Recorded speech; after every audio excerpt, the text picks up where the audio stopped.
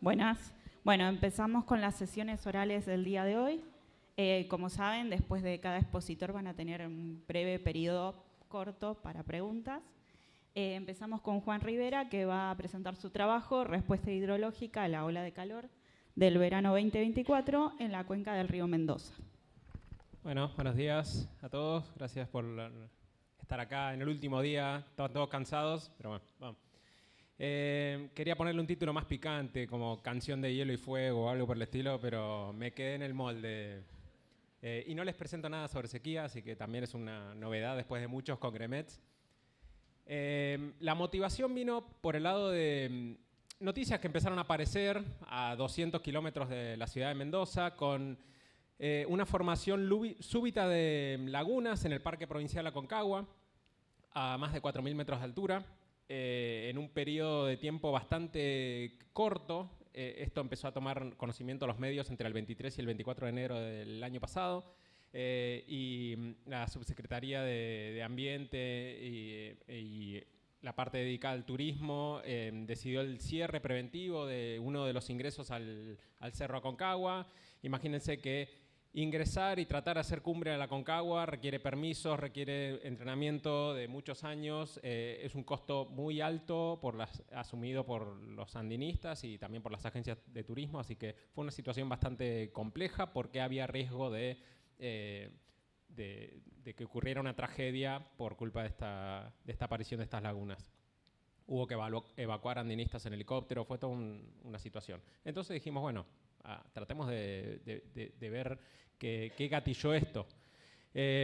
Como para que se ubique en la cuenca del río Mendoza, por acá está la Aconcagua aproximadamente, acá tenemos algunas estaciones de aforo con mediciones de algunos de los ríos principales de la cuenca, acá hay un embalse, ténganlo en cuenta, igual este mapa lo voy a tratar de repetir en las próximas diapos, y por acá hay un sistema de lagunas que también lo vamos a ver más en detalle a continuación, y acá algunas de las estaciones nivométricas y meteorológicas que utilizamos para analizar este caso de estudio. O sea, trabajamos con caudales medios diarios, temperatura media horaria, triohoraria, precipitación diaria, nieve, escala anual, altura del isoterma de 0 grado, caudal erogado por los embalses, la cobertura de nieve estimada a partir de satélites, la cobertura de agua también estimada a partir de imágenes Sentinel. Y dado que el entorno de todo el centro de Argentina en ese momento estaba bajo condiciones de ola de calor, el principal mecanismo detrás de la formación súbita de esas lagunas era una ola de calor, entonces nos pusimos a analizar. Hay una estación del Yanigla a 4.300 metros de altura en un campamento que se llama Plaza de Mulas. Entonces definimos o tratamos de analizar los periodos en los cuales esa estación meteorológica registró temperaturas por encima de 0 grado. Y esa fue la definición que tomamos como ola de calor. No va a ser la de la Organización Meteorológica Mundial, pero para lo que implica un derretimiento de la criósfera nos parecía razonable. Y de hecho acá tienen la evolución temporal de las estaciones meteorológicas en 3 estaciones. La línea roja es la de la temperatura en Plaza de Mulas, que nos permite definir un periodo donde hay una señal consistente de incremento o de temperatura media diaria por encima de 0 grado entre el 9 de enero y el 21 de febrero de 2024. Muy extensa esta situación de ola de calor. Y acá tenemos las anomalías estimadas a partir de ERA 5, donde vemos el contorno azul es la cuenca del río Mendoza. Las mayores anomalías se dan justamente en las nacientes de la cuenca del río Mendoza y en parte es lo que está forzando esta aparición de lagunas. Para que se den una idea también, en la estación meteorológica Punta de Vacas, la temperatura durante la ola de calor alcanzó los 32 grados a 2.500 metros de altura. Analizando los cambios en la altura de la isoterma de 0 grado, acá trabajamos con los datos de radiosondeo de la estación Mendoza Aero. Y como tenían algunos baches, hicimos una validación para ver si los datos de ERA 5 andaban bien y encontramos una señal bastante buena, así que terminamos graficando lo que es las estimaciones de altura de 0 grado a partir de los datos de ERA 5. Vemos también una señal muy consistente con valores, la línea negra son los valores de la climatología, así que vemos una señal también de incremento en el nivel de la altura de 0 grado. Y cuando miramos las anomalías, fíjense que en algunos días, en muchísimos días de este periodo, superan los 500 metros de altura por encima de lo normal, lo que deja 500 metros de componentes de la criósfera expuestos a temperaturas positivas que obviamente van a estar favoreciendo este derretimiento súbito. Como para que se den una idea también, acuérdense, el 9 de febrero determinamos el inicio de la ola de calor y las noticias empiezan a llegar como al 20-22 de enero a Mendoza respecto a esta ola de calor que va a continuar hasta casi fines de febrero. Cuando miramos la cobertura de nieve, fíjense que aparecía, cuando miramos los registros más hacia atrás en el tiempo, en noviembre del 2023, aparecíamos con que la cobertura de nieve estaba por encima del percentil 90. Había una precondición ahí asociada a que el invierno previo tuvo una acumulación de nieve por encima de lo normal, así que ya teníamos un condicionante que seguramente favoreció los impactos de este fenómeno.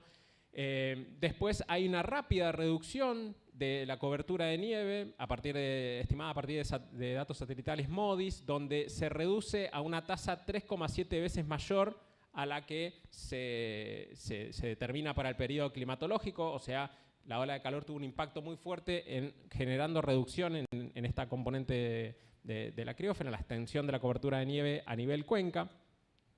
Esto generó un incremento significativo en los caudales del río Mendoza y en particular del río Vacas también. La línea verde es la del río Vacas, la línea azul es la del río Mendoza, la línea celeste es la del río Cuevas. Los ríos Vacas y Cuevas son tributarios bastante secundarios. El principal aportante al río Mendoza es el río Tupungato, del cual no contábamos registros justamente en ese periodo, así que una pena no poder analizar, pero vemos que hay una señal de incremento marcado durante la ola de calor, alcanzando valores que superaron el percentil 90 en estos ríos y con registros de los cuales no había registros en los últimos 15 a 20 años aproximadamente. Y bueno, ¿por qué el río Cuevas no tiene este comportamiento? Porque creemos que al tener una elevación media de esa cuenca un poco inferior a la del río Vacas, creemos que perdió nieve anticipadamente y luego el remanente de nieve que quedó más alto, bueno, fue el que aportó a este pico de crecida. Ahora estamos por acá, a mitad de cuenca, en el embalse Potrerillos. De repente hay un nivel de embalse medido rutinariamente, no todos los días, hay muchos puntos que están faltando, pero comienza la ola de calor y fíjense que antes de fin de enero el embalse llega al 100% de capacidad. ¿Qué tiene que hacer la organización o el organismo que maneja el agua? Bueno, erogar todo el excedente, este pulso de derretimiento que venía de las nacientes del río, que generó una erogación de más de 100 metros cúbicos por segundo en los 30 días posteriores a la llegada de este pico de caudal máximo. Y ese caudal extra se utilizó como para saldar una deuda ecológica río abajo de los oasis irrigados que están acá como sombreados en gris, que la ecuación para los organismos de manejo es que se riegue y que no sobre nada, pero acá tenemos línea punteada, un sitio Ramsar, un humedal de alta importancia regional, que recibió agua después de casi 20 años de situación de sequía, donde tenemos imágenes Sentinel que nos muestran antes de la ola de calor y después de la ola de calor, a partir de un indicador que nos permite identificar que esta ola de calor generó un 86% en el incremento en la superficie cubierta en estas lagunas, lo cual está buenísimo desde el punto de vista ecológico para sostener este ecosistema. Las imágenes que llegaban después, 10 al 13 de febrero, fíjense, gente que tal vez en su vida había visto agua en esa región y bueno, buenísimo que el agua vuelva al desierto después de muchísimos años. Desde el instituto, desde el IANIGLA, se generó un documento para ver cómo se podía contribuir al manejo del parque provincial, porque este episodio que arrancó en enero con riesgo de vida para el turismo, terminó todo con una situación de alegría, pero creemos que es necesario vincularnos con los organismos de gestión, tanto para el Parque Provincial como para el manejo integral de la cuenca del río Mendoza. Y como para sintetizar, bueno, incrementos de más de 10 grados en la estación Plaza de Mulas, a 4.300 metros de altura. Ya me buchonea que cumplieron los 10 minutos. En promedio, 416 metros de altura por encima de lo normal estuvo la isoterma de 0 grado, superando los 700 metros en algunos días. 190 metros cúbicos por segundo alcanzó el caudal del río Mendoza, valor que no se alcanzaba desde enero de 2007, y 300 kilómetros recorrió el pulso de derretimiento y llegó a las lagunas de Guanacache después de 15 años. La última, fotos del invierno actual de hace un par de meses en los centros de esquí de Mendoza, dejando el interrogante de decir, bueno, toda esa agua que tuve que liberar, que me sobraba en su momento, ahora seguramente en este verano la vamos a estar necesitando y mucho. Muchas gracias.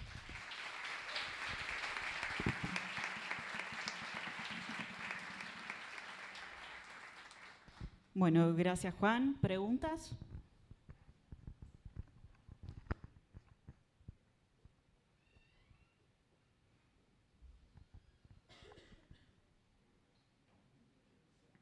Hola Juan, ¿cómo andás? Buenas. Te quería consultar sobre el impacto en el turismo que tuvo este evento. Bastante grande. Bueno, las agencias de turismo ayudaron muchísimo al Yanigla porque se envió se creó un comité de crisis de la noche a la mañana y se envió en helicóptero a 4 investigadores a que fueran a determinar el riesgo que tenía esto. En Mendoza, en el año 1934, se formó una laguna que cuando se rompió arrasó con casi toda la infraestructura que había alrededor de la cuenca. Entonces, como que es un riesgo latente este tipo de procesos y los riesgos que genera. Así que esa temporada sí hubo bastante miedo en relación a, sobre todo, el andinismo. Y bueno, este pulso de derretimiento obviamente se practica rafting en el río, también hay suspensión de actividades, baja con mucho sedimento, entonces las potabilizadoras funcionan mal, hay cortes de suministro de agua potable en la ciudad, genera bastantes inconvenientes este fenómeno.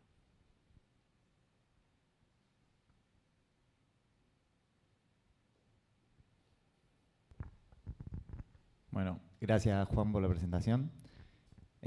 Por ahí en relación al lema, ¿no?, de este congreso, ¿no?, de los sistemas de alerta, ¿te parece que habría algún potencial en función de sus investigaciones de tener como ciertos umbrales o ciertas algunos indicadores como para despertar algún alerta con alguna anticipación para que pueda servir, digamos, para tomar algunas acciones?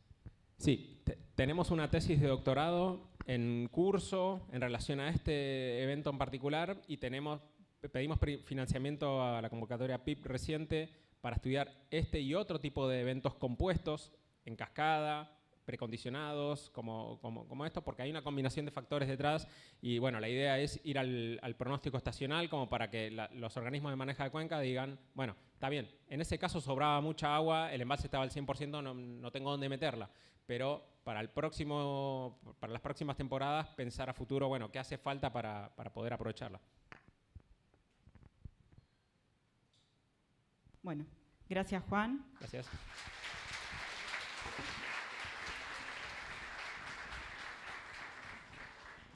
Bueno, continuamos con Eugenia Garbarini y su trabajo, análisis de la variabilidad de eventos extremos de temperatura en la península antártica. ¿Está prendido? Sí. Bueno, buenos días a todos. Gracias por la presentación.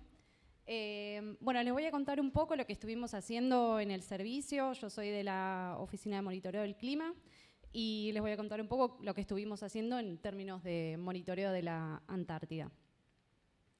Bueno, primero que nada, la Antártida y bueno, la península antártica en particular es una región que tiene mucho dinamismo atmosférico, es muy importante, pasan muchos procesos por ahí y además es muy sensible a las variaciones del cambio climático o del cambio, del clima, mejor dicho. Y, como les decía, todo lo que pasa ahí tiene un impacto regional y global y viceversa. Muchas cosas que pasan en el sistema climático terminan impactando ahí. Hay muchos estudios previos que estuvieron estudiando lo que es la temperatura y los cambios de temperatura en la península. En particular, hay varios que encontraron tendencias de calentamiento en distintas zonas de la península en distintos momentos del año. Por ejemplo, como pueden leer ahí, en invierno y primavera en algunas zonas, en verano en otras zonas, y otras cosas que también eran importantes es que había distintas tasas de calentamiento según el periodo que uno estuviese analizando. Otra cosa que se encontraron fueron aumentos en los extremos cálidos, se vieron cambios no significativos en los extremos fríos, también hubo cambios en Orcadas, que es una base un poco más insular, y además se vio que estos extremos afectan, lógicamente, a la criósfera. Entonces, digamos, hay muchos estudios dando vueltas, pero también hay bastante incertidumbre. ¿Qué pasa? Nosotros tenemos una presencia muy importante en lo que es la Antártida. Ahí pueden ver en el mapa, que pónganle un poco de amor porque no se ve tan grande, pero bueno, este es el sector antártico. Y las bases permanentes que administra Argentina son los puntitos amarillos, y las bases temporales, es decir, las que no están operativas todo el año, son los puntos rojos.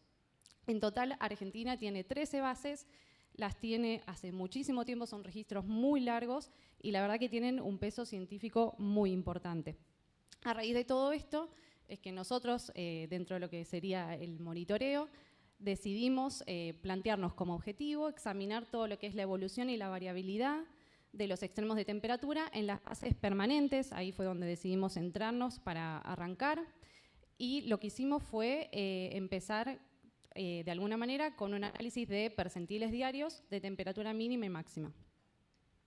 Entonces, para eso lo que hicimos fue tomar las 6 bases permanentes, como les conté, ahí se ven un poquito mejor en zoom con el mapa, y lo que hicimos fue tomar las series de temperatura máxima y mínima del aire observadas para el periodo del 1 de enero del 86 al 31 de diciembre del 2024. Y separamos el análisis en 2 grandes rasgos. Primero, un análisis de umbrales de temperatura. Para eso lo que hicimos fue calcular las series de porcentaje anual de días por encima del percentil 95 y por debajo del percentil 5 para las 2 temperaturas. Bueno, para eso lo que hicimos fue tomar un periodo base de 1991-2020, una ventana móvil de 5 días, y analizamos si estas series tenían tendencia o no, y bueno, testeamos la tendencia obviamente. Y el segundo aspecto del análisis fue la detección de eventos extremos. Para eso nosotros tomamos la decisión de definir eventos extremos cálidos como aquellos de 3 o más días consecutivos donde la temperatura máxima estuviese por encima del percentil 95, y análogamente los fríos como aquellos con 3 o más días con la temperatura mínima por debajo del percentil 5. Y bueno, estos eventos lo que hicimos fue analizarlos en términos de frecuencia, duración y también la temperatura promedio del evento. Ay, me confundí de botón, ahí está. Bueno, les voy a mostrar los resultados para las bases Marambio y San Martín por 2 motivos. Primero, una cuestión de tiempo. Y segundo, para tener una idea de cómo se comporta la península en sus 2 extremos, digamos. Marambio, que se encuentra en la parte norte-noreste, y San Martín, que se encuentra en el sudoeste de la península. Bien, primero, en cuanto a evaluación de umbrales, lo que encontramos en Marambio es que el porcentaje de días en el año con temperatura máxima por encima del percentil 95 está aumentando. Y para el caso de San Martín encontramos lo mismo, y además que el porcentaje de días en el año con temperatura máxima por debajo del percentil 5 también está en disminución. Y un pequeño detalle, obviamente evaluamos los umbrales para temperatura mínima, pero justo en particular para estas 2 bases no tuvimos resultados. Después les comento en las conclusiones las demás bases. Para el caso de los eventos extremos cálidos, en la parte superior tenemos un mapa de calor con la frecuencia mensual de los eventos, y en el mapa, en el gráfico de abajo, lo que pueden ver es la caracterización de estos eventos. Cada una de estas burbujas es uno de los eventos que nosotros identificamos. En el eje horizontal lo que pueden ver es la fecha de inicio, y en el eje vertical la temperatura promedio. Además, el color también da un indicio de la temperatura promedio y el tamaño indica la duración. Los puntitos obviamente son 3 días porque así lo definimos y de allí para arriba. Lo que podemos ver es que en Marambio hay un aumento de la frecuencia. Si nos vemos en estos últimos 10 años, claramente después de este impasse donde no hubo prácticamente ningún evento, tenemos más eventos cálidos y además están distribuidos en los meses de verano que antes no teníamos. Y además lo que podemos ver es que también son más duraderos y son un poco más cálidos que esta región del gráfico, si se quiere. Para el caso de San Martín encontramos algo similar. Acá es todavía mucho más evidente la cantidad de eventos extremos y todavía más evidente el cambio en la duración. Son más frecuentes y son mucho más duraderos. Además, también están distribuidos en meses que tal vez no son tan lógicos como uno esperaría, sino están más en lo que sería otoño. Así que bueno, pasamos a los eventos extremos fríos. Para el caso de Marambio se ve una disminución en la frecuencia de los eventos y fíjense también que se ven algunas regiones de este gráfico donde tenemos eventos que son un poco más cálidos. En este caso, en particular para Marambio, no vimos cambios significativos en la duración de los eventos. Y para San Martín también tenemos eventos extremos fríos que son más cálidos y de mayor duración que, si se quiere, esta parte del registro. Así que pasamos a las conclusiones, así de paso les puedo comentar de las otras bases. En principio, para los umbrales de temperatura, lo que encontramos es que en términos de temperatura máxima tenemos más días con temperatura máxima extremadamente cálida en Marambio, Carlini y San Martín y menos días con temperatura máxima extremadamente baja en Belgrano 2, Carlini y San Martín. En el caso de la temperatura mínima, que esto es lo que les comenté que no pudimos ver los gráficos, tenemos más días con temperatura mínima extremadamente cálida en Esperanza y menos días con temperatura mínima muy baja en Esperanza y Carlini. Y ahora para los eventos extremos, fíjense que en general en casi todas las bases, en cuanto a eventos extremos cálidos, se encontraron cambios en la frecuencia, en la mayoría son más frecuentes, excepto en Esperanza, que es la única que no encontramos cambios significativos. Y además, en varias de ellas son más largos y más cálidos. Y en cuanto a los eventos extremos fríos, también nos sucedió que en la mayoría de las bases son menos frecuentes y más cálidos. Y en alguna de ellas además son más largos. Bueno, esto además evidencia, como dice ahí, una transformación de los eventos extremos de temperatura en toda la región de la península y se ve esto que les comentaba, una reducción sostenida en la frecuencia e intensidad de los eventos fríos y un aumento en la frecuencia y en la duración de los cálidos en al menos estas 6 bases permanentes.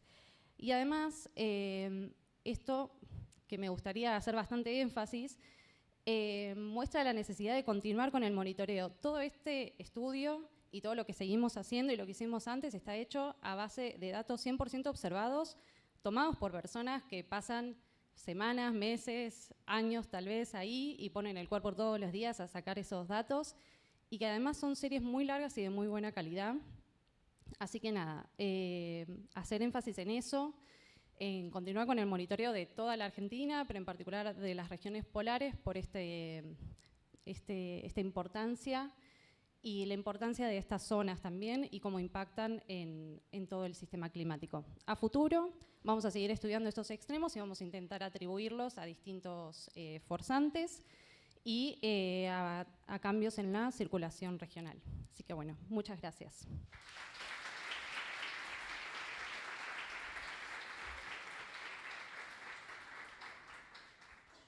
Bueno, muchas gracias. ¿Preguntas?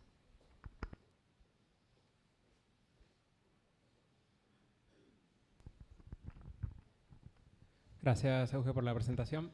En particular, la península casi que actúa como una barrera al flujo de los oestes y sospecho que en Marambio va a aparecer lo que se llama el sonda antártico. No sé si piensan a futuro, en relación a los mecanismos que piensan estudiar, si sumarle la temperatura de rocío como para determinar cuántos de estos eventos extremos corresponden a ocurrencia de sonda en la península. Sí, es la idea. La idea es principalmente centrarnos después en Marambio, justamente, y ver cómo lo podemos relacionar con los ríos atmosféricos que después hacen el efecto sonda y terminan generando esos extremos de temperatura, como vos decís.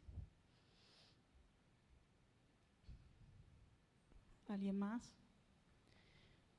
Yo quería recalcar lo que vos mencionás y también lo que mencionaba Juan, que tenemos mediciones en la cordillera de gente que está tomando datos a, no sé, 2.500 metros de altura, gente en la Antártida tomando datos, gente en todo el país, que realmente ustedes presentan estos resultados y obviamente por los resultados que están teniendo, como que nos preocupamos, ¿no? Por la señal climática que están teniendo y la importancia de mantener esos datos, justamente que cuesta tanto desarrollo técnico, pero también tanto recurso humano. Coincido. Bueno, gracias Euge, entonces. Gracias.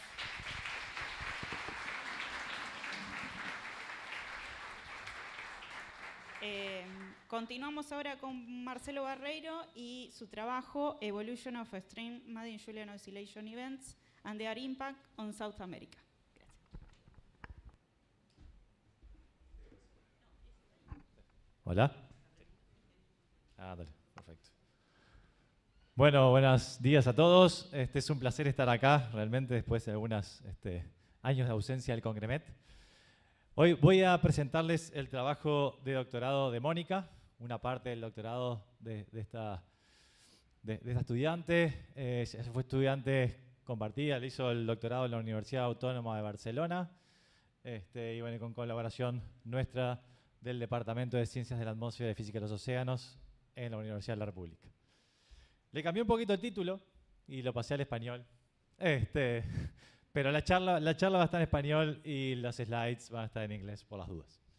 La idea es hablar un poco sobre la oscilación de Madden-Julian y de la caracterización estadística en particular y ver si podemos definir algún tipo de eventos extremos de la oscilación de Madden-Julian, ¿sí?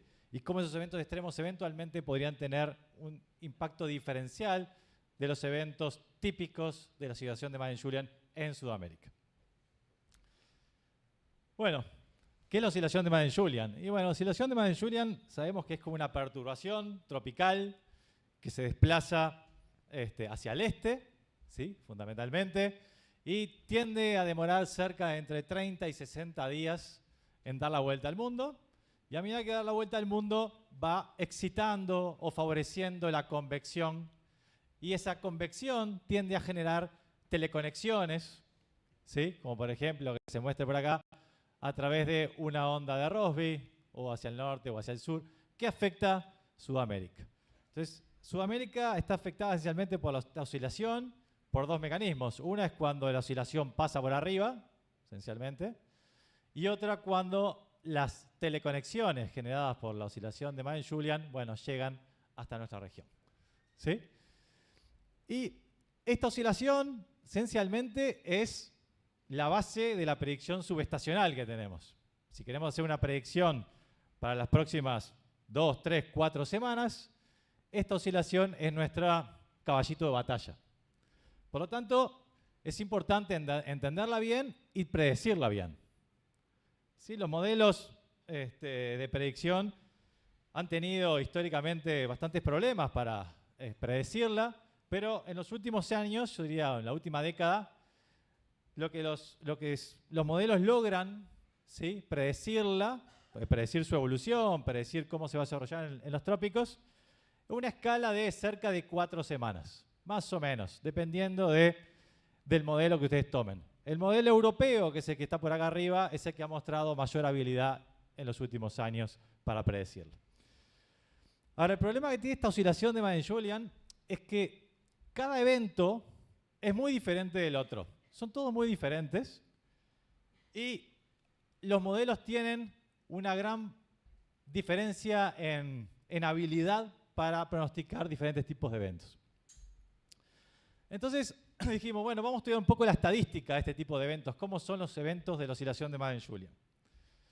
Y en particular nos interesaba estudiarlo desde el punto de vista de su distribución de probabilidad. Es decir, cuál es la probabilidad de tener un determinado evento de la oscilación de Madden-Julian caracterizado por alguna magnitud, que ahora vamos a ver, pensando en que otros fenómenos geofísicos como el tamaño de los terremotos o el tamaño de eventos de lluvia tienden a escalar, ¿sí?, como leyes de potencia. ¿Qué significa esto? Y bueno, significa esencialmente que estos fenómenos no tienen una característica definida, una escala característica definida. ¿Sí? Es diferente de una curva gaussiana o una curva exponencial. Estos no tienen una escala característica definida y en particular no hay un tamaño típico más allá del cual los eventos sean extremadamente raros. Siempre hay algún evento más, digamos, raro en la cola de la distribución. Entonces, bueno, las preguntas que tenemos son estas, ¿sí? Los eventos de la oscilación de Madden-Julian, ¿obedecen una ley de potencias? Y si no obedece una ley de potencia, ¿hay algún factor externo que rompa esa invarianza de escala, esa no existencia de una escala dada? Y dos, ¿es posible definir eventos débiles y extremos de la oscilación de Madden-Julian y ver qué tan diferentes son sus impactos sobre Sudamérica? Esas son las dos preguntas que teníamos. Y voy a tratar de responderlas en 5 minutos. Entonces, ¿cómo definimos los eventos? Los eventos los definimos así. Definimos dos cosas. Si este es un evento de la oscilación de Madden-Julian que está dado por los índices de William Hendon, estas son las fases en la cual la oscilación de Madden-Julian está, dependiendo en qué lugar del trópico se encuentra. Y bueno, acá tengo un evento grande y que va a tener una cierta duración y una cierta amplitud. Entonces, la duración la calculo como el número de días que dura ese evento, con amplitud mayor que 1. Y 2, defino lo que es el tamaño del evento como la suma de las amplitudes a lo largo de toda la duración del evento. Es una especie de medida de energía de todo el evento. Entonces acá hay este es un ejemplo, este tiene duración 38 días y un tamaño cerca de 90, que no tiene unidades. Entonces, ¿qué es lo que encontramos? Si tomamos, por ejemplo, la distribución de eventos de la oscilación de Madden-Julian en función de la duración, lo que encontramos es que si esta es la probabilidad de ocurrencia de un evento y esta es la duración del evento, encontramos que la distribución de probabilidad de duraciones está dividido como en dos partes. Tenemos eventos que siguen una ley de potencia para eventos menores de 27 días y tenemos otro tipo de eventos para otra ley de potencia para aquellos eventos que duran más de 27 días. ¿Qué significa esto? Lo que significa esto es que si yo tengo eventos que duran menos de 27 días, que estoy en esta región, ¿sí?, no hay una escala característica en la duración. Es decir, no puedo definir un evento que tenga tanta duración en escala de días y otros ocurren con menos probabilidad. Lo mismo pasa para eventos mayores a 27 días. Pero lo que está claro es que hay una gran probabilidad de que una vez que el evento pasa los 27 días, se extinga rápidamente. O sea, que no dure mucho más de 27 días. ¿Por qué esto es importante? Porque la escala, como le decía, de predicción de la oscilación de Madden-Julian, de los modelos, es cerca de 28 días. ¿Es esto una casualidad? No sabemos todavía. Capaz que sí, capaz que no, pero no sabemos. ¿Qué pasa si ahora hago la distribución de tamaños de la oscilación de Madden-Julian? Ahora tiene que ver con la suma de las amplitudes a lo largo de todo su recorrido. Y bueno, lo que encuentro, quiero mirar la cola de la distribución, mis eventos extremos, ¿sí? Y digamos que lo que sería el límite de la distribución de estas, del extremo de la cola de eventos grandes de MJO, cerca de un tamaño de 39. Vamos a enfocarnos en noviembre, diciembre, enero, febrero, que es la temporada de mayor impacto de las lluvias de la MJO en Sudamérica.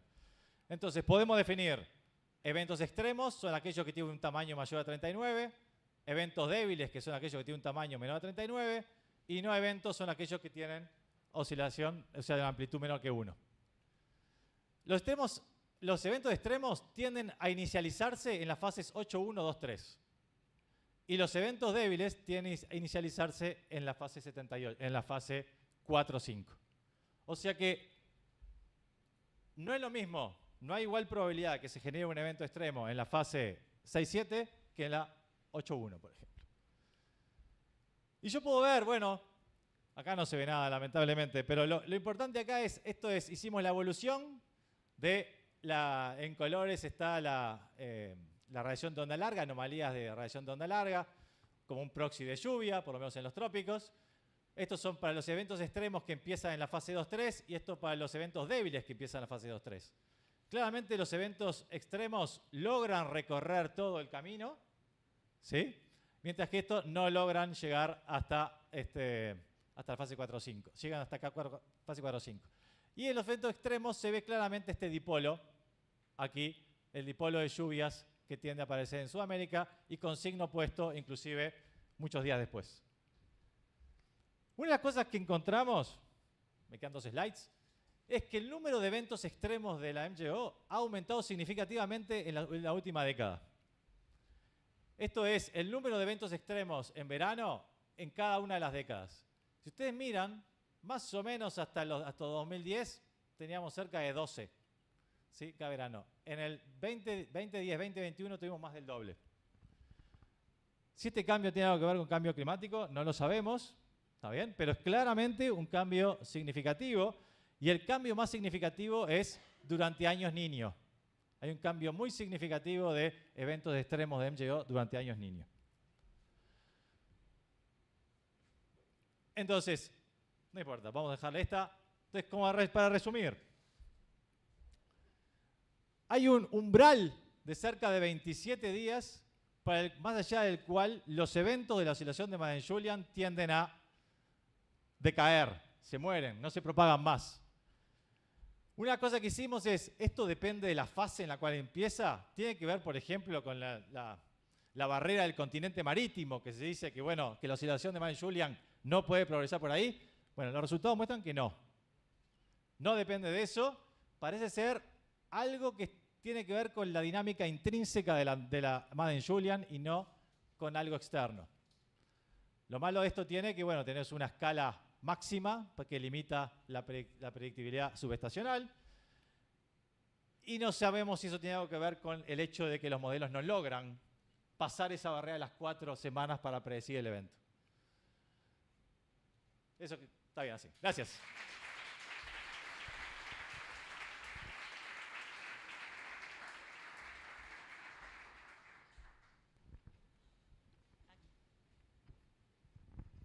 Marcelo, esse aumento que você falou que tem na última década, Sim. que, claro, a gente teve mais El Niños, mas também pode ter a ver com todo o oceano global está aquecido? Bueno, sí, podría ser. También podría ser que el Índico en particular tiene un calentamiento muy importante y cuando el Índico... La fase 2.3, que es una de las fases más importantes para inicializar eventos extremos, es cuando está sobre el Índico de la oscilación de Madden-Julian. Entonces, si el Índico se calienta más, es probable que eso tenga un impacto sobre la generación de fenómenos Madden-Julian intensos en fase 2.3, pero que se logran propagar durante mucho tiempo, ¿no? Sí. Recordemos que el intenso acá es durante todo el proceso, no es al comienzo, sino durante toda la trayectoria de la MJO. Sim, porque não é só o Índico tropical que está quente, o Sim, subtropical está muito aquecido, né? Também. E aí você tem via teleconexões, né? Sí, es una buena pregunta, no lo sabemos. Pues.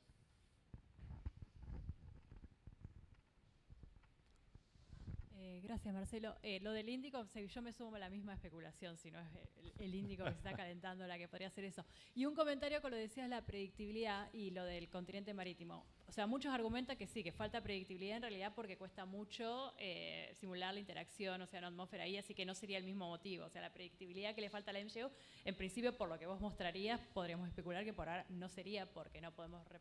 porque, digamos, no sería el mismo mecanismo que termina con la MJO, porque eso... Exacto. Si vos construís estas curvas de densidad de probabilidad para oscilaciones de Madden-Julian, empezando en las fases, yo qué sé, dividirlo en dos, porque hay un problema de estadística, no puedes dividir en cada una de las fases, pero si dividís entre aquellas que empiezan entre 8, 1, 2, 3 versus 4, 5, 6, 7, ¿sí? Sí. Esta gráfica es equivalente, es igual.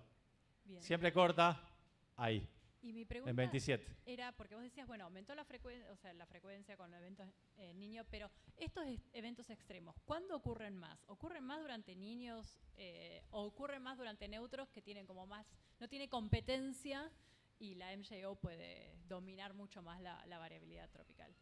No, bueno, si vos mirás, acá tenés una figura. Este es el total. La roja es durante niños. La punteada esta durante neutros y esta durante niñas. O sea que en realidad hasta, yo qué sé, hasta acá, capaz que el niño inclusive era un poquito menos. De repente saltó. Es una señal muy fuerte, digamos. Muchos IOD también, así que ahí también empezaron a ocurrir muchos. No, pues el índico tiene que ver ahí, tiene que ver, pero la pregunta es cómo separarlos, digamos.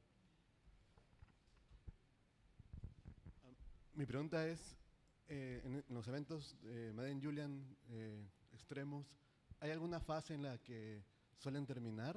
Y si completan todas las fases y el evento continúa, ¿sigue contando en la duración? No, la duración es siempre que esté por encima de la amplitud 1. ¿Está bien? Amplitud mayor a 1. Si pasa un día por abajo y sube de vuelta, no, eso ya cortó el evento. ¿Está bien? ¿Cuál es la otra pregunta? Bueno, en relación a esa pregunta, entonces hay eventos que pueden completar todo el ciclo. Ay, sí. Estos eventos extremos, muchos de ellos completan un ciclo. Sí. Pero pueden completar más de uno, ¿no? Pero pueden pasar, sí, hicimos estadística también. Pero es más que mucho más de uno y algo, no. Okay. Hay algunos llega a 2, pero creo que es 1 o 2 eventos, son muy, muy poquitos.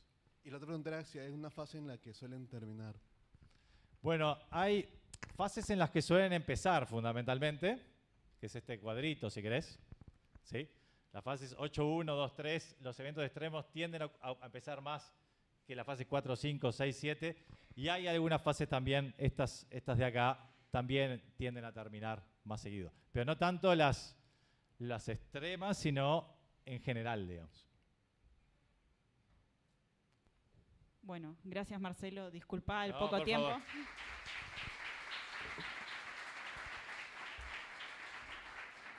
Seguimos con Dalia Panza y su trabajo Surgimiento de la señal de cambio climático en las temperaturas de Sudamérica.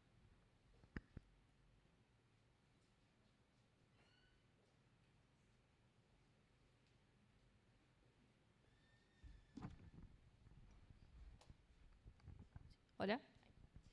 Bueno, gracias Lucía por la presentación. Bueno, yo voy a hablar acerca del surgimiento de la señal de cambio climático en las temperaturas de Sudamérica. Esto lo estoy haciendo en el marco de mi tesis doctoral, que estoy haciendo bajo la dirección de Leandro Díaz y Carolina Vera. Y bueno, ¿a qué nos referimos cuando hablamos del surgimiento de la señal de cambio climático? En términos estadísticos nos estamos refiriendo a en qué momento la señal de cambio climático es detectable de la variabilidad natural del clima. ¿Y por qué esto es importante? Porque esto nos dice en qué momento las condiciones climáticas comienzan a diferir de las condiciones que históricamente han moldeado los sistemas tanto sociales como naturales.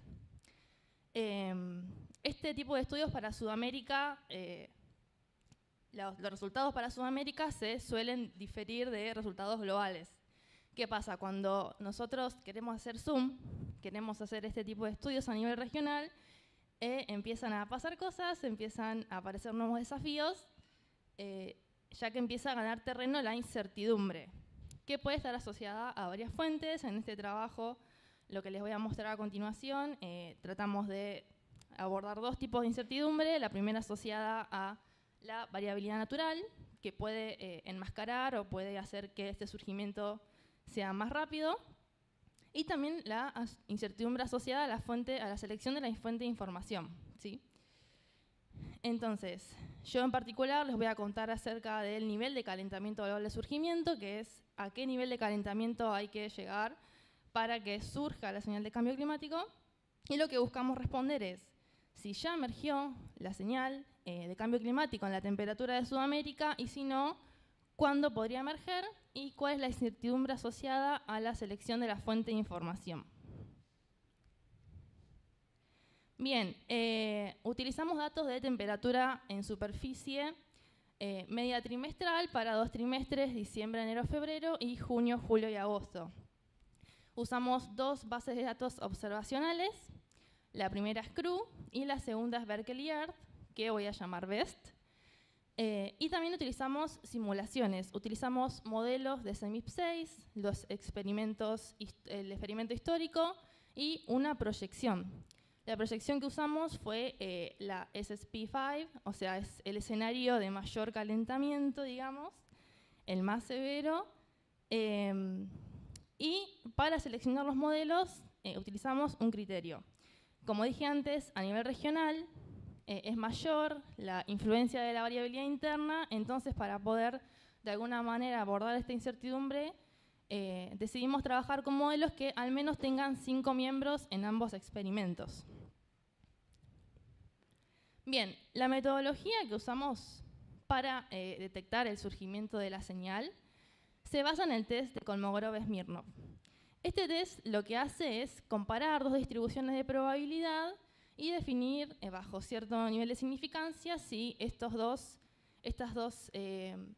distribuciones de probabilidad provienen o no de la misma población. Entonces, lo primero que hicimos fue definir un periodo de referencia. Este periodo de referencia que usamos fue en 1901-1930, que vendría a ser como nuestro clima de referencia, ¿sí? Como nuestro clima histórico. Y comparamos la distribución de ese periodo de referencia con distribuciones de periodos posteriores que se definieron con una ventana móvil de 20 años cada 3 años. Bien, entonces, este test lo que nos permite es ver en qué periodo, a partir de qué periodo, las distribuciones comienzan a diferir del periodo de referencia. Entonces, definimos el periodo de surgimiento como el periodo en el cual el test resulta significativo, es decir, las distribuciones son distintas, y además esta significancia persistió hasta el final del periodo. Sí. Bien, entonces, una vez obtenido el periodo de surgimiento, el año del medio de ese periodo lo definimos como el tiempo de surgimiento, y hicimos un paso extra. Este paso extra es pasar de año de nivel de tiempo de surgimiento a nivel de calentamiento global de surgimiento. Y para eso lo que utilizamos fueron la serie de temperatura media global suavizadas con un promedio móvil de 20 años. Esta metodología se conoce como time shift.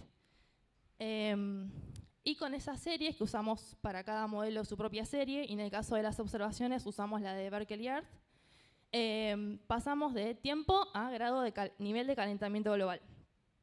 ¿Y por qué hacer este paso extra? Bueno, este paso tiene una gran ventaja, que es que nos permite independizarnos parcialmente del escenario utilizado, ¿sí? El tiempo depende mucho del escenario, mientras que si trabajamos con niveles de calentamiento, parcialmente podemos independizarnos de ese escenario. Bien, ahora resultados. ¿Qué muestran estos mapas? Acá les muestro los resultados con las observaciones. Lo que muestran es el nivel de calentamiento de surgimiento de las temperaturas de diciembre, enero, febrero a la izquierda y de junio, julio y agosto a la derecha. Arriba los resultados de Berkeley Earth y abajo los de CRU. Bien, y no sé si llega a ver que hay una mancha verde. En esa región lo que marqué es las zonas o los puntos de retícula donde no hay contribución de observaciones de superficie en nuestro periodo de referencia según CRU. Es decir, que ahí los datos son poco confiables, ¿sí? Nuestra estimación del periodo de referencia de la distribución de probabilidad es poco confiable. Bien, entonces, ¿qué es lo que nos muestran estos resultados? Si vemos los resultados de Berkeley Earth, lo que vemos es que el nivel de calentamiento de surgimiento es menor a 0.4 grados para gran parte de Sudamérica, a excepción del centro de Sudamérica, donde se encuentran niveles de calentamiento globales mayores a 0.6 grados. Es decir, que allí el surgimiento sería más tardío. Y en CRU lo que vemos, que son los paneles inferiores, es que primero que hay una gran franja central en Sudamérica donde no hay surgimiento de la señal. Es decir, toda esta zona que está en gris, no hay aún surgimiento de la señal de cambio climático. Y además, donde hay surgimiento de la señal de cambio climático, vemos que esos valores son mayores que lo que muestra Berkeley Earth. Entonces, a priori, lo primero que uno ve es que hay una gran diferencia entre los datasets, ¿sí? La elección de uno u otro dataset afecta mucho a la conclusión. Bien, y ahora según modelos.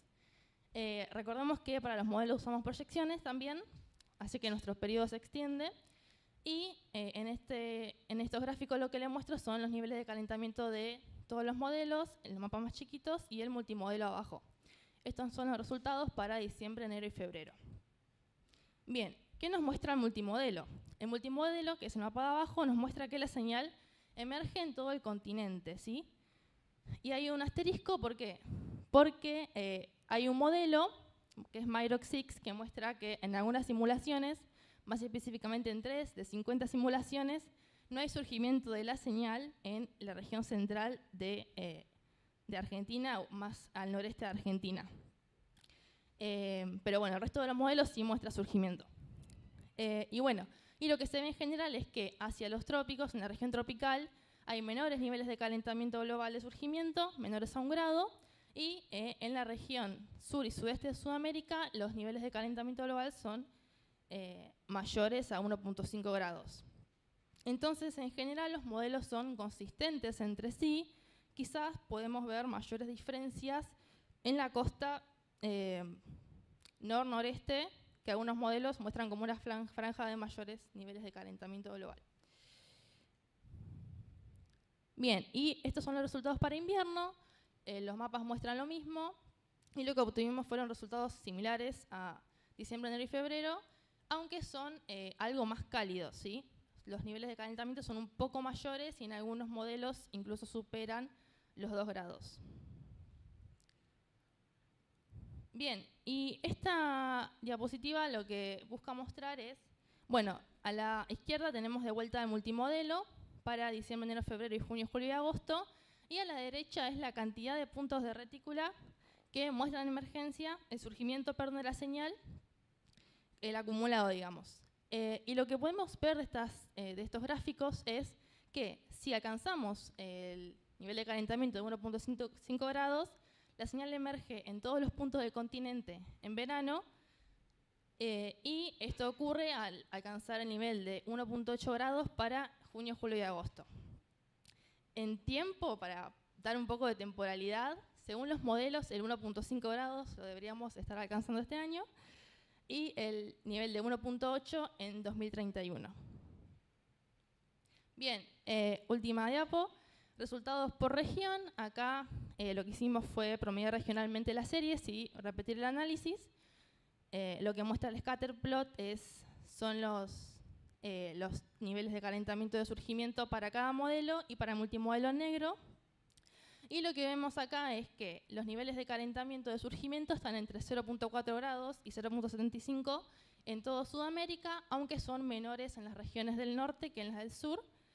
Y además, en las regiones del sur, lo que se ve es que los niveles de calentamiento son mayores en junio, julio y agosto que en diciembre, enero, febrero. Y acá también podemos ver un poco la dispersión entre modelos, ¿sí? Que las regiones hacia el sur de Sudamérica presentan mayor dispersión entre los modelos, mientras que también lo que podemos ver es que los modelos que quizás presentan los mayores niveles de calentamiento en cierta región no lo son para otras regiones, ¿sí? Por ejemplo, MIROC 6, que es el rosa, es el que presenta niveles de calentamiento mayores en las regiones del norte, pero no así en las regiones del sur. Entonces, conclusiones, si pudimos o no responder las preguntas. Bueno, lo primero es que estimar el surgimiento de la señal presenta una gran incertidumbre en cuanto a la elección de la fuente de información. Pero bueno, lo que podemos decir es que Berkeley y Earth y las simulaciones sugieren que en la región tropical de Sudamérica ya hubo surgimiento de la señal de cambio climático en las temperaturas, y mientras que para las regiones del sur y sudeste de Sudamérica hay más discrepancias entre fuentes de información y es mayor la dispersión entre modelos. Y por último, que según los modelos, alcanzar el umbral de 1.5 grados significa que ocurra el surgimiento de la señal de temperatura en diciembre, enero, febrero en todo Sudamérica y el de 1.8 grados para junio, julio y agosto. Así que eso es todo. Gracias.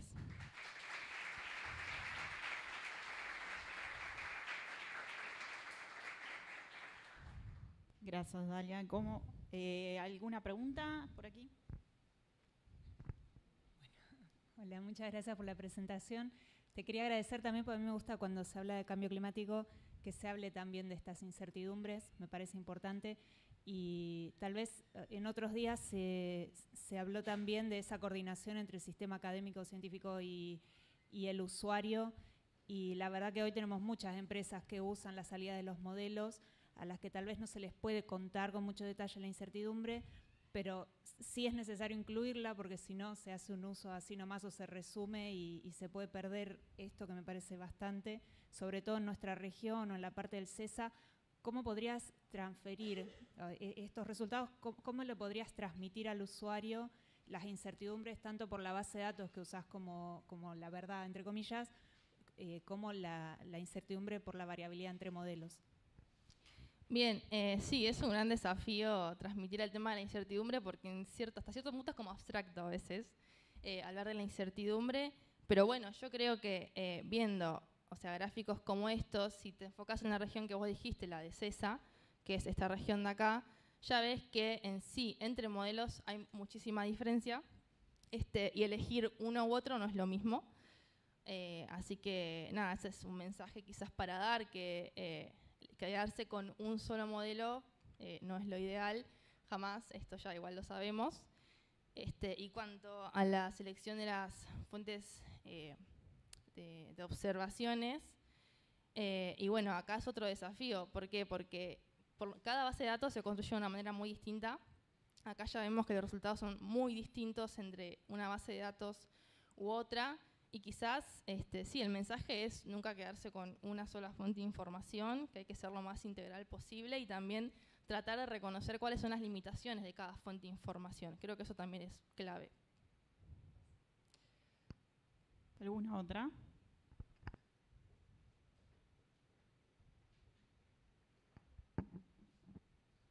Hola, buenas. Buenísima la presentación. Un comentario. Viste que algunos modelos tienen como distinta sensibilidad a la temperatura, ¿no? Sí. ¿Eso lo vieron también o es medio como uniforme en ese sentido entre, no sé, los modelos que tienen más sensibilidad y los que menos?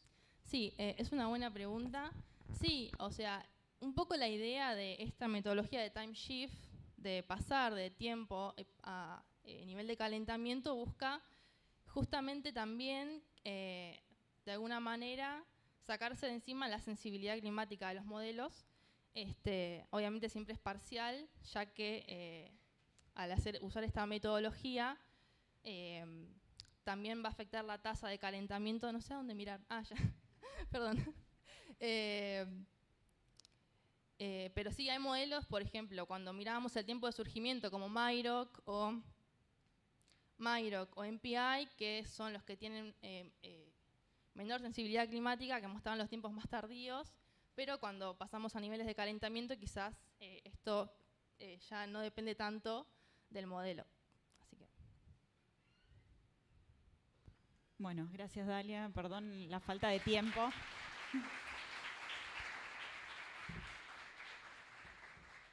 Seguimos entonces con Matías Di Napoli y su trabajo, Ondas de tormentas generadas en el Océano Pacífico Suroriental y su impacto sobre la plataforma continental argentina.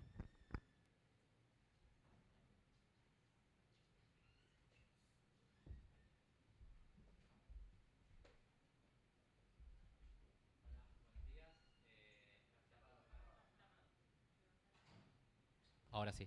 Hola, buenos días. Gracias, Lu, por la presentación. Bueno, mi charla está un poco fuera del foco de lo que venimos hablando. Yo como oceanógrafo nos importa más este fenómeno, las ondas de tormenta. Este trabajo lo hicimos con la doctora Claudia Simenato en el CIMA. Y esta charla la dividí en dos partes. En la primera parte voy a comentar qué es una onda de tormenta, este fenómeno, este proceso oceanográfico que afecta a la plataforma continental argentina regularmente, y en base a la dinámica de las ondas de tormenta establecer las hipótesis de por qué podrían existir ondas de tormentas remotas y cómo afectan a la región. Bueno, ¿qué es una onda de tormenta? Por definición, para los oceanógrafos, las ondas de tormenta, o ODT como le decimos, o Storm Surge en inglés, mal llamada marejada ciclónica, son perturbaciones de la superficie del mar, producidas esencialmente por el viento y que duran en el orden de las horas a los días. Su generación depende del forzante y las características geográficas de la región, porque dependiendo cómo es la cuenca, si es profunda o somera, o si está afectado o no por la rotación terrestre, el mecanismo que genera las anomalías es distinto. Acá les muestro una serie del nivel del mar en Palermo, en el Club de Pescadores, enfrente de Aeroparque. El negro es la anomalía del nivel del mar observada y en rojo es la anomalía generada por la marea, que es un fenómeno determinístico y regular, forzado por la luna y el sol. Y lo que se suele ver es que hay episodios en donde el nivel del mar se aparta de lo predicho por la marea, y eso potencialmente es lo que nosotros conocemos como onda de tormenta. Y en ciertas regiones este valor puede ser tan alto que estaba predicho unos 50 centímetros del nivel del mar, y por acción del viento el nivel observado se desplazó 1,5 metros para arriba. Y esto es lo que usualmente se suele conocer como sudestada. Y también, como ocurre para el lado positivo, también ocurre ondas de tormentas negativas, que es cuando se vacía el estuario. En particular acá en Buenos Aires, por eso dije estuario. Los mecanismos forzantes para tener en cuenta son solo 3 y que dependen de la dinámica de la región. Barómetro invertido afecta, no importa la escala, que es cuando hay una baja en la atmósfera, el océano se relaja y puede elevar el nivel. Pero dependiendo las dimensiones de la cuenca, si está afectado o no por la rotación terrestre, el agua se puede acumular por viento directo soplando hacia la costa, o por lo que conocemos cuando el sistema está afectado por la rotación terrestre, la fuerza de Coriolis genera lo que se llama el transporte de Ekman, o sea, a la izquierda de la dirección del viento, que es el mecanismo más eficiente para acumular agua en cuencas afectadas por la rotación. Si uno estudia los casos que afectan al Río de la Plata, puede ver que existen 3 tipos de casos. En el panel inferior muestro cómo es el nivel del mar en el instante que ocurre el pico del evento de onda de tormenta, y en el panel superior muestro anomalía de geopotencial para esos momentos. Y lo interesante de la cantidad de casos es que la sudestada no es el caso de onda de tormenta más frecuente que ocurre, sino que 1/4 de los casos que vemos regularmente son explicados por la onda de tormenta, por la sudestada generada por una ciclogénesis litoral. Y lo interesante de esto es que las ondas de tormentas más probables, o sea, la mitad de los casos que ocurren de ondas de tormenta, son generadas por intrusión de aire frío.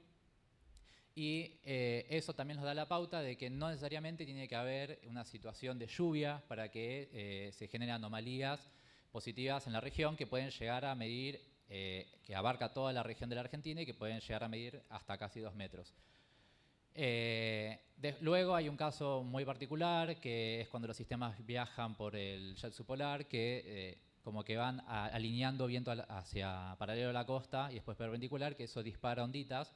Y nosotros le decimos ondas de tormentas porque esto se mantiene mientras el sistema esté soplando. O sea, si el sistema está clavado, el sistema de viento está clavado, este sistema se va a sostener, y cuando el sistema migra hacia el este, el agua va a ser, el océano se va a relajar porque ya no tiene viento forzante, y esto propaga. Como es una anomalía pegada sobre la costa, va a seguir la dinámica de las ondas de Kelvin, y en este caso en general van a viajar hacia el norte, lo cual hace que toda anomalía que se genere sobre la costa argentina llegue al Río de la Plata, y por eso tenemos este periodo tan regular. Y lo que podemos ver acá es como la dimensión de la cuenca, Coriolis, tiene un efecto en nuestra región. Y, por ejemplo, en este caso, la anomalía está generada puramente por transporte de Ekman, si consideramos que el viento va hacia el norte. Bueno, en base a esto, ¿por qué hablamos de las ondas de tormentas remotas? Porque, por hipótesis, cuando estos sistemas migran, hay momentos en que pueden llegar a generar vientos sobre la costa chilena, acumular agua, y una vez que el sistema migra, esta anomalía que se puede haber generado acá, acá o acá, es libre de propagar como una onda de Kelvin y va a seguir la circulación antihoraria en el hemisferio sur y eventualmente llegar en nuestra región. Entonces, para estudiar este tipo de casos, utilizamos dos experimentos numéricos. Uno donde simulamos el sur de Sudamérica, considerando tanto el Pacífico como el Atlántico, y otro modelo que solo considera la cuenca de la plataforma o solo el Atlántico. Entonces, acá se van a generar los eventos, con este modelo se van a simular los eventos que se forman regionalmente, y con el modelo de Sudamérica se generan se va a simular los eventos que se van a generar en la costa chilena y en los regionales. Entonces, si hago la resta de los dos, remuevo lo regional y me queda solo lo remoto. La diferencia cuadrática media, una forma de medir esa señal que nos llegó, muestra que la señal que se genera o que viene remota tiene la estructura de una onda de Kelvin, o sea, máximo sobre la costa, si decae es océano profundo. Y si vemos las series temporales en distintos puntos, la señal es prácticamente igual, lo cual es muy característico de las ondas de Kelvin, que son ondas no dispersivas. Entonces el paquete que se origina se va a propagar.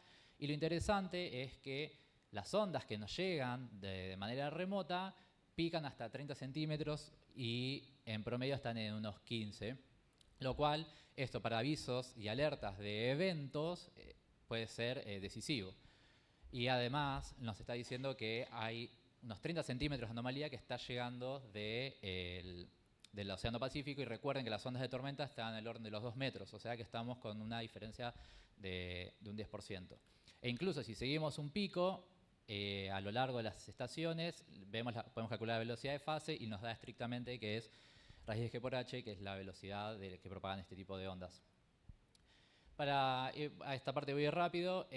Sintetizamos las soluciones numéricas. Como sabíamos que había ondas ahí en el medio, aplicamos componentes principales, pero en su versión compleja, porque sabíamos que las ondas que existen propagan.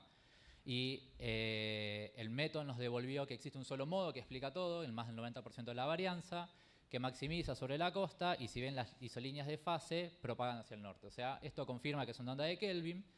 Y si analizamos el score de esta serie, no se ve muy bien acá, pero nos da que el pico espectral de ese score, primero nos dice que ocurre todo el tiempo, esto es una serie a lo largo de un año. El pico espectral ocurre en los 7 días, lo cual estaría forzado por las ondas de Rossby que pasan semanalmente por nuestra región. Y para confirmar esa hipótesis, si analizamos el ciclo estacional de la energía, maximizan en invierno. Entonces ahí entendemos que estas ondas estarían generadas por las ondas de Rossby que pasan semanalmente, y nos queda ver cómo las genera. Acá les muestro en el panel superior la evolución de un caso del geopotencial. En el panel del medio muestro la salida del modelo numérico para este caso, con el modelo de Sudamérica, y en el panel inferior el modelo que no considera el Pacífico. Lo que vemos es que en un instante, por barómetro invertido, cuando hay una anomalía negativa, hay una anomalía positiva en el océano, y una vez que esta anomalía viaja hacia el este y toca la costa, queda atrapada. Y otra cosa muy importante es que la circulación esta es horaria, lo que transportaría agua hacia la izquierda, o sea, hacia la costa. Esto hace que la anomalía que generó por barómetro invertido, tocó y se convirtió en una onda atrapada, es reforzada por el mismo sistema que la generó originalmente en el Pacífico. Una vez que el sistema de presión migra hacia el este y se aleja de la costa, queda la señal atrapada que se ve en el océano y ingresa a la plataforma y termina modulando la onda de tormenta que se estaba generando localmente acá, alcanzando prácticamente 1 metro. En el caso de que no consideremos el Pacífico, como pueden ver, ni se genera la onda. Entonces, a los fines de un pronóstico, no considerar el Pacífico, nos estaríamos olvidando de procesos que modulan los eventos locales que ya de por sí son fuertes. Entonces, en conclusión, bueno, las ondas de tormenta son fenómenos episódicos forzados por la atmósfera. En lo que es la onda de tormenta local, el 50% de los casos afectan a toda la plataforma continental argentina y solo un cuarto de los casos que ocurren son subestadas. Y las ondas remotas se generan semanalmente a través de las ondas de Rossby que propagan por el jet subpolar. Y el mecanismo por el que se generan es por transporte de Ekman, y una vez que se libera, después la onda de Kelvin es libre de viajar y llega a nuestra región. Y el impacto sobre lo que sería el nivel del mar regional son ondas de tormenta que afectan particularmente a la Patagonia y que su amplitud está en el orden de los 30 centímetros y que tendría un gran impacto en los pronósticos si uno omite las señales generadas en el Pacífico. Muchas gracias.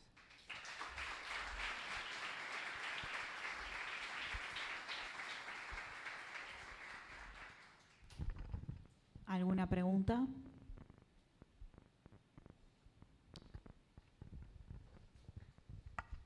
Hola Matías, me perdí, no sé si lo dijiste, pero ¿qué resolución estás necesitando en el modelo para poder representar bien esta propagación de la onda de Kelvin? La onda de Kelvin en nuestra región tiene el orden de unos 2.000 kilómetros. Yo estoy con un modelo de 13 kilómetros y la define bien. Son procesos muy grandes. Lo que siempre, este trabajo lo hicimos con Ramiro Sobral. Lo que él nos decía era que cómo las diferentes escalas de la atmósfera afectan escalas mucho más chicas del océano y que eso es muy llamativo del tipo de respuestas. Pero para nosotros con 13 kilómetros estamos representando bien todos estos procesos.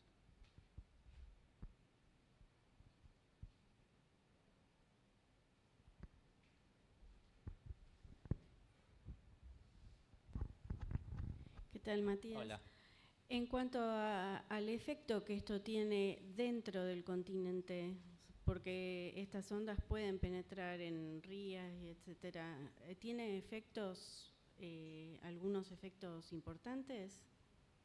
En